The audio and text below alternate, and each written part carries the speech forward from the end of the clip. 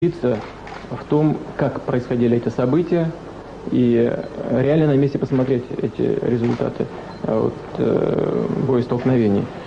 И должен сказать, что они, конечно, расходились с тем, что я услышал предварительно в Москве. То, что там произошло, очередная террористическая вылазка, достаточно тяжелыми последствиями, конечно, для нас, она не могла не изменить там ситуацию. И не изменила ее.